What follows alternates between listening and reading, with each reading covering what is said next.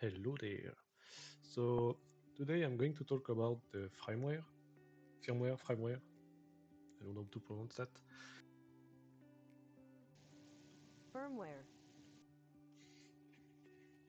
So the firmware inside the like hardware hacking stuff and embedded system. The firmware is the binary file that contains all the device partition like boot or the file system, and it's used for the low-level control of the hardware, and it's stored inside the non-volatile memory, so like the NOR flash, NAND flash, and any other flash memory. And yeah, it's very useful to get access to the firmware if you are doing hardware hacking on a device that you choose, for example. It contains, like I said, all the file systems, so you could like do your static analysis and gain all the code source, the script, and look for any vulnerabilities. You can look around also for secrets and hard-coded passwords that are stored inside the configuration file or maybe in the etc/passwd. So you can get maybe a hash, then you can crack it and get a password. So now you have, like, for example, the root password to get access to the device using SSH. And there are many ways to gain access to the firmware. So first, you don't have the device in your hand. So let's say here I don't have the device with me. So I can like look around on Google, on the vendor website. Most of them are providing you the firmware binary file that you can just download from the website, just right here. So you need to manually update the firmware of the device using this technique. But now most of the times they are not providing you this option, so it's done, I would say, automatically. Sometimes you have like a web interface, so you just like click download, update, and it's going to do it for you, so you don't have to download anything.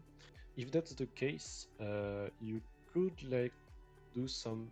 So if you have the device with you, obviously, so you do some port mirroring on a switch, and during the update, you can just like check with Wireshark and grab the endpoint name and then download it yourself with a curl request, for example. So that could work. If you have the device, also you could extract the firmware directly by talking to the non-volatile memory flash. So using the SPI protocol, so you could like extract the firmware from that one. I will do a incoming video on that part too. And also you could like use the U-boot access if the device has the U-boot access and a shell to the U-boot. So you just connect using the serial with UART and then extract the firmware with the U-boot command. So in my case, let's say I don't have access to the Archer C20, even if I did a previous video on that one. And I want to download the firmware, so I just go on the TP-Link website. I will drop the link in the description if you are interested, and I can just download the firmware from here. So you even have the which version you are downloading, even if in that case you are still limited by the latest version, so you don't have access to the oldest version of this firmware. So I had this issue, for example, with a connected camera. So I wanted to try an exploit that like was RCE on the camera, but the firmware version was like 2 years old. So I had to dig in internet to find a compatible firmware on this particular vulnerable version. Yeah, sometimes you won't find what you want, but at least here we have a firmware that we can download.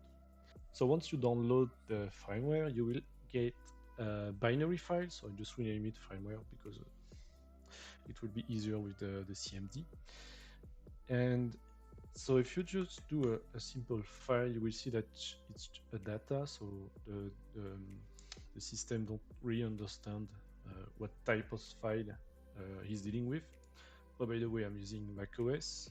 All these commands are working on any Unix system. On Windows, I have no idea. So in our case, we have the binary file, but we want to gain access of, like, extract what's stored inside this binary. So to do so, I'm going to use the command binwalk using the binary name, and it's going to tell me all the partition of this specific binary file. So as we can see, we have the U-boot that is starting at this bit, and then the HDMI compressed data, so it's also starting at this one, and then we have the squashfs file system, so that's the one we are looking for, and it's stored at this point inside the binary. So here we have like I would say two methods. Maybe there are other, but I'm going to show you two methods to extract this specific file system inside the binary. So the first one is just very simple. We are going to use Binwalk again, but this time we are going to use the ME option. So it's used to extract all those partition inside folders. So once you press enter, you should be able to see your name, your binary name, and the extracted extension. So you can just go inside, and then you are looking for the squashfs root, and then as you can see, you have access to the file system of the Archer C20 inside the binary. So as you can see, it's just a regular Unix file system with some well-known directories, bin, dev, etc, and any other file. Okay, on the second method, sometimes if you are doing this command, it's not going to work all of the time. You will get some error for obscure reason. So what you can do is still using binwalk, but this time you are going to note the starting point of the file system. So here it's this decimal, and we are going to use dd to input the firmware, the binary file, and we are going to skip to the interesting part that we are looking for here. And then, so bit by bit, we want to output inside another file. So this time I'm going to rename it system.squashfs. You can rename it whatever you want. And then it's going to extract all of this part inside this output file. So it can take some time, so just be a little bit patient. One eternity later. Once it's done... Wait a minute! Liar! No. You are a liar. No. You should be able to see your output file just here. And what DD extracted is the squashfs, so it's like compressed archive of the file system. So to extract the file system that it's stored inside, you need the unsquashfs command. I'm going to provide you all the links and commands that you need to install for this specific extraction. So here we can just like unsquashfs this archive, and now you should be able to see the squashfs root that we saw previously on the firmware extracted. And if you go inside and do ls, you have the same result. So you just extracted the file system inside the firmware.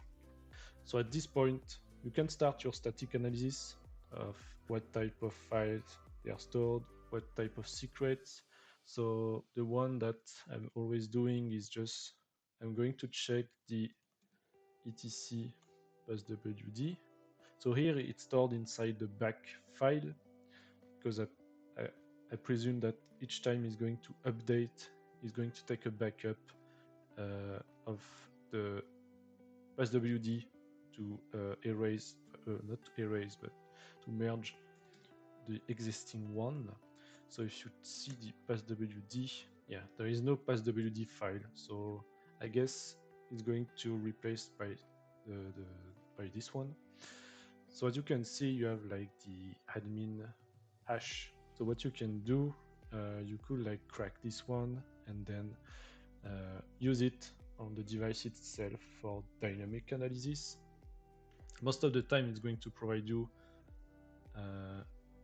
root password, and sometimes some device expose their SSH port, so you could just connect on this port using the hash to just extract it from the static analysis. On this particular router, so it's a Wi-Fi router, it's going to store the SSID and all the password of the Wi-Fi inside, I think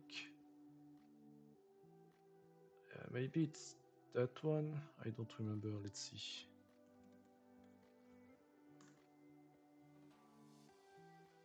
Yeah, it's something like that. So it's going to store the SSID. Yeah, so SSID here, and well, by default I'm not sure it has a password, but yeah, you will be able to see the password.